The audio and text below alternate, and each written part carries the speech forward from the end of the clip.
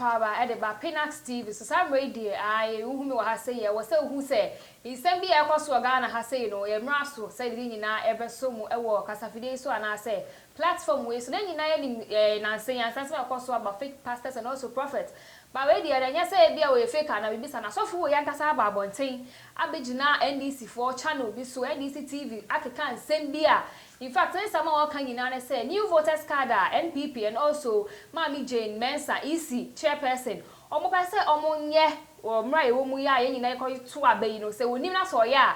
An share December krasa be ento no obewu. But as one make nyame na me kan ye. So for your friend Kwabena Owusu Ejeyi ono ose say oye sofo. Na sofo kan semu ensem o kan ye bebre a Minya botre na machireche se macho na ansa na mamema eye osofo prophet Matthew akwaba because me no e na ebecheche ko osofo mo akwaba yeah bia bokode erade aduni aba benyame asem nyina ne se osofo bi efre ne prophet Kwabena Owusu Ejeyi e na wabetna channel bi so na se platform bi so na ne se mo ka nyina ne se new voters card electoral commission Mami Jane Mensa chairperson for EC opese wo mo nya chenchena achi no so onim na se oye na wantie ni sifo nsem a mo ka na se oye a ahwekwa na December antuno na sabio we some no kind no edoso but with the hono the hyase wadwenkyere e wo ho ne sen yo mini aba me da se madwenkyere ne se asofu di no bebre edi enya problem bebre so edi enya problem esan se ye won sem bi wo ho a se ewrade na di kyere okora na se ubenya opportunity akọ nipa nanima oso ukọ one on one o ka kyere se ni ye won sem bi wo ntumi emba mbegina platform so enka na nipa yi na yeden NTB na asofudi no so ye wo mu no so no churo sabe se eduako no na be nipa be den ebehu duaban eti no asofudi no so nipa yi ni ye wo mu ahoro bebre ye wo bia no kwan a ya mefa so frɛ no osofu bi wa na ye de sika na ato no enti obetumi abegina platform so aka de enim enti mi na ba madwenkyere ne okay but wait sofu ya ye kana say sofu Kwabena Owusu Ejeyi o kasa no ka say former your friend is saying JB Danko a wawu efie bi atwam we ye nyina enu JB Danko a Ghana ha MPP for you o kagurus ne ho pan bad wawu ani besi na ekura ye nya hu ne ekun na say bibi kupoti esi ye bae na NPP for e de kapai e sacrifice e na dinya vote yo mi ne ba me da se ono na oka ho ba ye nipa na ehu ono na oka oba akofo so ekohu no adanside wo he dia enipa bia na ni ehu na so ate na odi hu adanse eti ono na oka ebetumi asise other political party no e na mani sika okay so ombra platform no mbeka so that this party will lose MPP will lose enti ono na oka so wo evidence dia ene de metumi akasa de oka ne yekwa but only evidence dia de oka ne de metumi se yen kwale ba esan se wanya platform nti obi so also ye de sika ena ye de confuse no enti no se de oka no se witness ni hu dia enye no kwale enti osusu se so free ya hya da ato no amafo bi na ato no bi sika hya na afu mu kutupa se ombra bonte no beka kansem eti sei mini aba Bible no kore wom tie Assemblies Act chapter 8 verses 18 to 20 Peter mo koye Ewrade adwuma Ewrade ma won power wo mu du bebe no mu demonstrate ya metumi o sikeni ba Peter nchen o ka kire nse hwe me pese me ma me sika no na wo so o ma me sa tumi ni bi entitie ye ya sofo na ye wo no obi betumi di sika ato ye mu bi ina ba utie me mitio se o ma won kwan a obi betumi di sika ato wadom na wo no but adom so ye nton Peter e ka kire o sikeni se fa woni usika monyire mfimanim na monko esan se no nim de oye se wo ye sofo na woni madwuma wo ye de a wo mo bi mfa sika e medada na sa wo kan sa de na asofo o mama for this kadada no o nim botaye nti o mu di asofo me da se me namba ena me kire me se adwuma na ye no e wo de e hye ne pa bi eni so ena e wo botaye a esi ne pa bi so ena obi wo tie adwuma na wo ye no enye se akratwe nti o ye adwuma no Okay, Matthew chapter 23 verses 12 going on. Tie obi wo ho a oba be sofo but botaya esene so no eya kratwe obedi sofo ese de be obenye sika property obi wo ho a onye na adwen say obetwe akra ma Awurade but yen so na ye make serious say ye be ye adwuma na ma Kristo no so wo mo ma yen kwan enti obi wo ho a esan say onim say adwuma no ye sika enti oye no obi betumi di sika to no. June 4th asem esi waga ye nyina nim say June 4th de abakosome wo ho ache ye kan June 4 na so we ka say June 4 me esi ya na soldiers for asrafo na amumoja mu na yesue gu wo ka say let the blood flow no say ya me yi a kire ne say ebi be say esi but let the blood flow na eba bekoso no eba koso wa chimem achim mafia nti no ye hwe Ghana House o pa kire say ye president Akufo-Addo wono kwakwakwa ye achimuni no ese to kwadi nyina be fi so bana moje ebenyu wo sa land no enye moja ketewa ina ba me da se tie sa prophecy na o ka no Ghana for sometimes no adentina yen bompa na yen sire Awurade yen bisa good things de bia no sofo bi say me hu say ade wenye adentina ebi mutumi emba ha embe ka say me hu say nyame be yese ana me ka say bebre e de omu yefu na enam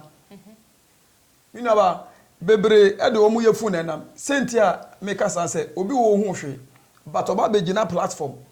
waka ebe mu a obeka say de oka na bem na say ebe mu ana embe mu no senka enye no kra nka asem no obeka no embe me da say nyame oyi kira wo ye sofo se ye no kware a nyame yi kire ye wo yi kire bu wa se nyame yi kire wa wo bo ho mpa ya nyame tumi esizi but ye wo yi kire bu wa se Awurade yi kire wa esi awie ntu na be bo ho mpa se enye adwuma okay nti bibia e besi bia na nyame akwan bibia besi bia ye Awurade akwan se dia Isaiah ka no Isaiah say enye yen ya adwen Awurade adwen ena enye nipa akwan na Awurade akwan enti Awurade akwan no edoso se yen akwan enti de Awurade pe na oye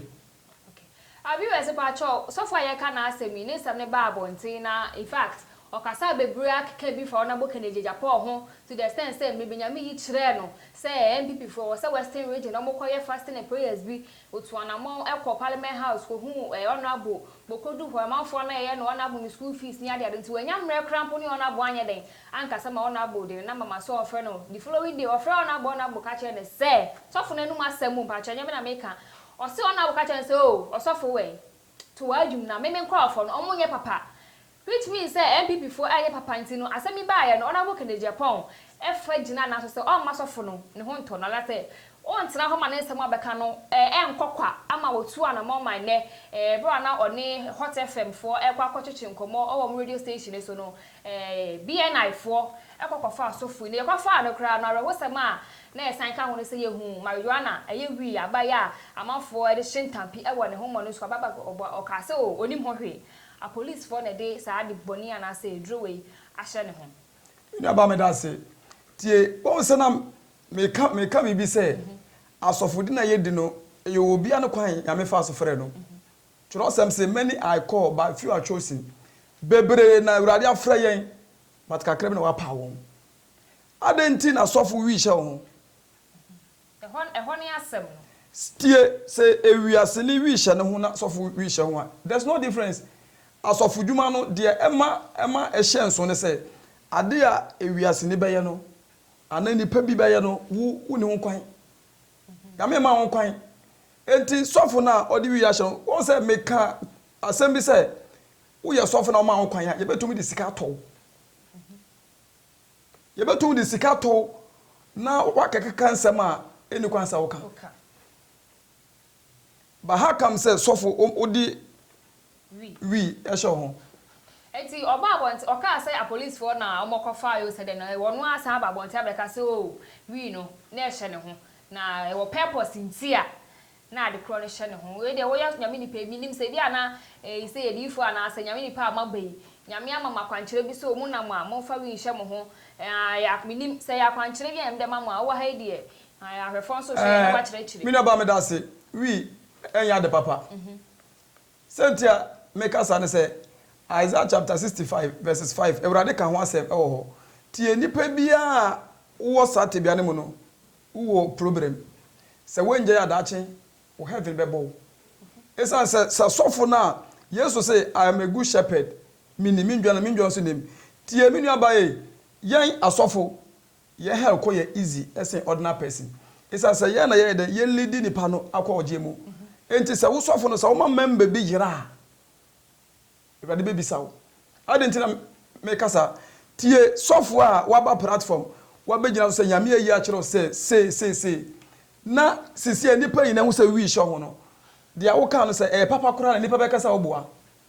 it's not better me who purpose kronti a wo ka say wi na e hye ne ho na is for a purpose ebi a na ina make say wakwa nyame nipa yi nyame ama makwanche bi a flate mutimi de sa na ma no hye mo we de we ni purpose bi a wo nipa ho enya de papa Corinthians ya wade ahina ho kwan ne nyina na sefata ye mumbom na so bi a ebetuma ida ka chen so njai ba sofu pa wudi wi a so ho de enye duro mame ono no se eye duro ma no o eye duro ye nim se ye by to me a mitie de enye duro mame ono no o ka se eye duro ma no enti sofu a wi sho ho no enipa yina be ka se no we deserve sofu mi na ba wutie me tie o wi enya de papa boto na ho no ade ni pa bia betumi di ahyem e bia sika na phone ana wallet wi eni kwansa wu ni pa bia utumi di wi e ho if you kra ordinary person kra no etumi di wi hye na kra na it's not right but how come man of God entino me ka kira o say sofo bi betumi begina platform a obi wo ha ye diska na ato no enye say na we say obi be wo so obi be yankwa ba ye diska na confuse no enti no dia enim kura no obetumi aka na bem so ti say sofo ka asem ebe mu a wo so say sofo no ye ni bibi a na ye nja anoma ne mpo say o ka na ebe mu a ene nkire say osofo na abin o eye nyame na wa hyehye dada utie me se ewrade hyehye ye wo problem bi wa se nyame yi kire sofo a obo ho mpa ya se ewrade pese sa ni nsi a ensi ba so obo ho mpa den na ewrade pese besi you know what you mean enti no sometimes no ye de ewrade anum yam hye ema nipa obi wo se osofo we wa bin o eni kwan se yetumi ekasa e se ye kasa osofo we ewrade abasa wo no so ana ewrade tumi e wo no so de ina no ye de enumyam hye no ma nipa na ye je ewrade de no because eduma no enye na wo ye what does it John e ka say bi John say ewrade am femfere so an dom ye ntumi ye hwe enti sofo bi no o wasa so wa ben se ewrade abasa eni so a ntumi ye hwe enti sometimes no ye de enumyam hye ma nipa na ye je yankopon sofo ye ka na asemi ye ka se nyina asa onkomodie mu no betia mitbi bi ase a ayese nipa sofo ye timi di sika ehye no but aside say e bia party bia na nipa bi edi sika be hye sofo ya fun say o megina abonten keka nsemi no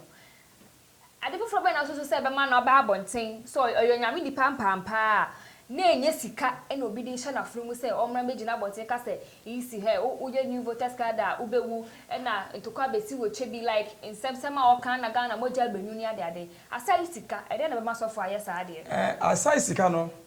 se yame honkonkron e hye o ma se ye nyame na wo show se kona keka untumi enka se onkon keka hwe Stephen Bible mu Stephen odu ba bi na okan urade asem na yesi na bo ba esansa honkonkron tumi e hye ne menti no wen fidi o moye no enti sofo bia nyame a show se kona keka no onfa won de nipa be kan tiawo na say ebetimi aba ne sofo yukura nyame na de ne ye adwuma na nyame na o de ne ye adwuma but we na enipa ehu ono ho no mi na ba wutie me enipa adwen mu no Yesu say ye hwe ani so but ono hwe akomemu ebi akomemu no Yankopon na wasoma no but ani so no dia enipa ehu no nti nipa be ka se onfinyame ba ebi ofinyame enti adwuma we no say ofa to ho so a wonhia hwe ye mi ametie enye baby na wo frɛ me sɛ me mbra meba adenti wohia ahweye what I say hwɛ obi bie ni hotel and offer me say membra am a one pie nti o muntu party na menka ho me se me o ka kyerɛ me say obema me sika na me aye me runs na so da bi adwuma wei enye sika nti anya me frɛ me wo ye sɔfo bia wo ti asase we sua o so ma hye wadwum se enye sika nti anya me frɛ wo ba se wo ye adwuma ne ye ya emu ne nhire fi beba enti sɔfo bia wo pɛ se wo ye adwuma ne ye no wo ma sika eni wani mi kan se ye no kwasa nyame no obo sika de a nyame betumi aka nipa ba kopa akoma na wasan wo hyebere ba se wo ma sika ne di wani mi kan wo bekɔ akɔpem ana na ma bebre eda vite no enti adwuma we ni ye mfa sika nhye ye nim kan ana wo se wusi wadwum pese o ha obia na wo se wo ye den wo indi o bebre entumi o ha bebre entumi amane James so say enhyira ne nipa obetumi agina so hwɛ anim na so free totota ewrade ni kunua wote bobo ne tiri entitie wo ye sɔfo a na sa wutie me minimi nua ba asɔfodi no enye mmirikatu na enye challenge obi wo se minua wo radio station minua bi a TV station minua yese enti so se me ye bi wo ya sa wo bepem ebia ba bia yakopon pese ode wudu no na wo di mirika watra ho enti asɔfodi no enye mmirikatu na enye gidigidi ya botare enti na Yesu se enipa bi obema ne ho so no obebere na se ba se wo bra ho asoso se obeden obema wo so etu bi sama sa na wo. Okay, I have one patch on here. Come on, you know, Nina, a soft for a quabana or Wusway. The patch was a wunyancy, some air cost of first of way one. And yet, so show me a baby Fabiano, the video training. I mean, no, before I ever share a video, yes, and I ever share a competition as me, when the video back could be MSA about the Ghana, dear, say, why some of my eye, any move back, but whom was you know, ask some money video say trim. Na ye odi aba ogun nsan bompaya ma oyi apaya ma ye president na Adam Kokufuado say ni boni bia be so wi eti ano na 4 years si omo pese obetwa ne ye owo opepa ke say wo kan say bebre afa hunte ne bebre na ne se mo akoka nyina about new voters card electoral commission ma mi Jane Mensa and afa so MPP for omo pese omo nya because omo feel say data na e wo ho no emboa wo ntini ye beto ba December 7th no ye hia new data na NDC for so emfoaso Ghana for bi mfoaso bi foaso ebi mu feel say ya ebeboa ba Sofia be kan say mebrente no ho enkomo na ye na Sofia ye ka na asem ya be ka say me maka ho hasisi ya say the video ba kwa me hu ye na wo yi apa ye odensa egu statue bi ho wo yi apa ya fa ye president won say amanfo bi a plan against him pese o mu ku no eni ade bompa ye ma no say 4 years no obetwa na ti say wotimi ayade we ya me so say amanfo etua ne ka den no so wo kan fa sa old video ne ho me nua ba me da se tie sofo bia unni right say ugu nsa churo sam say ema yensom ewura no mabien wo ye de obedo ba ko kwata ba ko enti any true man of God bia no me judge no any true man of God bia no unyisa me nua ba me ko ohin bi nchen before me ko hunu no wo mo ka kire me se me mpehye na me yese me ko da na me bu mi se rade enti ade we me de ko eye rade si mi njai embo me sa hye na da me ko no me nya ni sike me na me fenko enti any genuine man of God bia no wo hia se wo beyi ensampae amobi da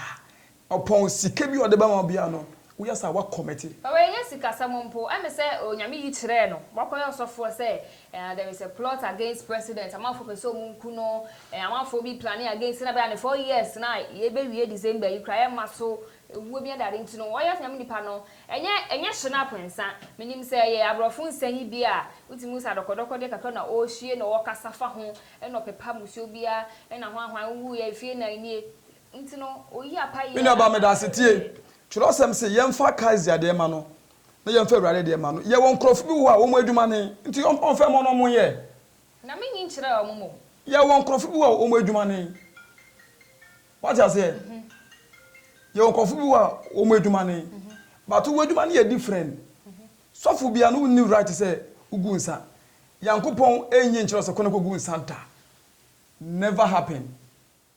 ohoni enfom so oho no ye wo enkrofo a wo metu ho asese wo mo ye but as a true man of God there uni right so be so obi tie yen ya true man of God bi ona onim true man of God bia onim se osofo nya pa ye me fi ahemfi o se embre so se wo mo ye wo mo ne manama na wo mo tumi de oto ne niema bi na enkrofo di me kwa me ndi bi what I say 1 Corinthians ka say bi o say enipa biala ubedi sa ade no wa commit ho unim dia wo ye untumi ensom ya me kakra untumi ensom bronsam kakra uni right enti man of God bia no uhia say ubeyi mpaye uhia say ubedi abusumeduane never happen anywhere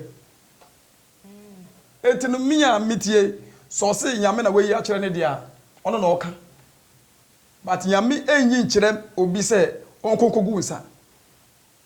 obusumni na ogu nsa ho but as a Christian wakode ne Ewrade asem also a pastor as a man of God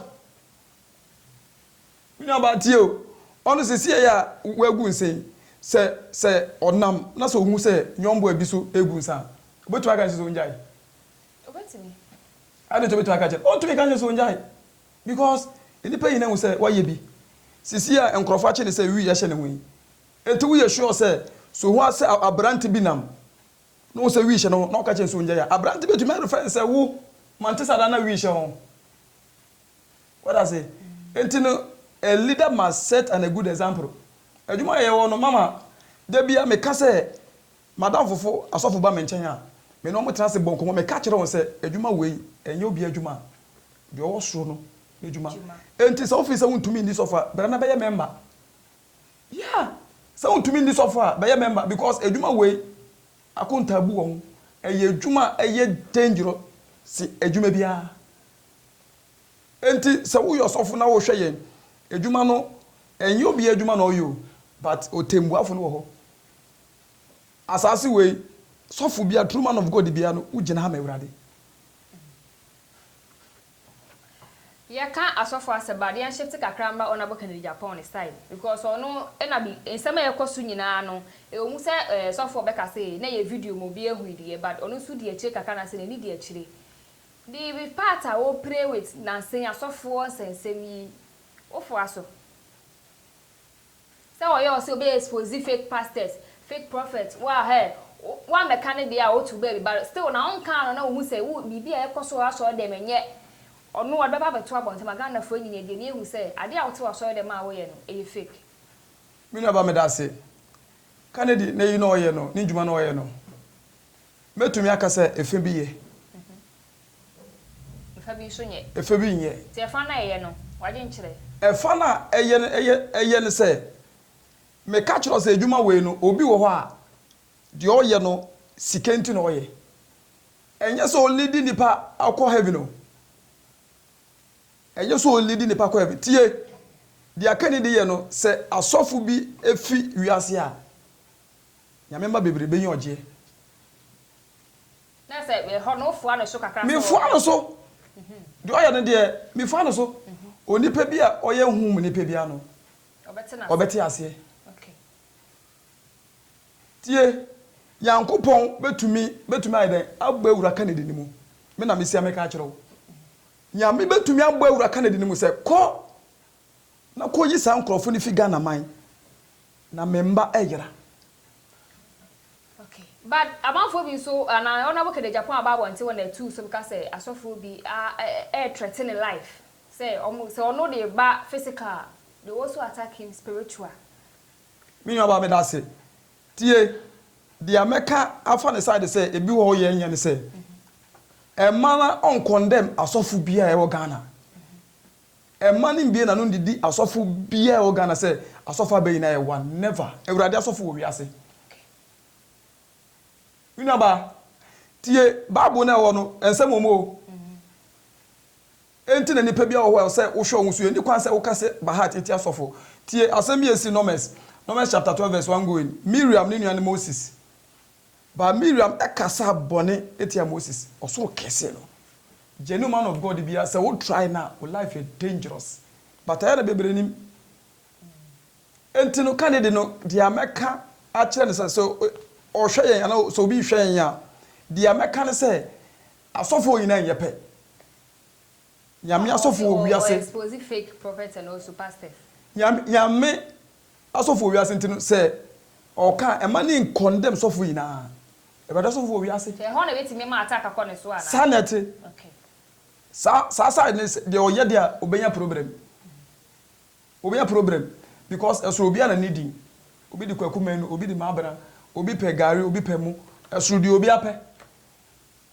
Enti no nyame asofo wo wiase. Enti se ode ni nyina ebom ka se o asofo nyina nya papa. Eni enti na me nkwa asore, eni enti na metifie, eni enti na medwuma hia me a obenya problem. Inu aba padwen kire ni. Okay, yeah, wrap it up no really remember say time anyone you know betwa so nti pa cho so for Matthew and as a prophet Matthew in teach mu about pastor Kwabena Owusu eje no wa cheche mu nyina amayen say ye betimi disika show so for sanyame honhom eni wo so na nyame anka wakoma ye betimi disika ahyewa fum kutupa no ababonte abekasa so for so asako hu wi wo ho oso wa asemi de Ghana ban kwa na betimi ni wo edi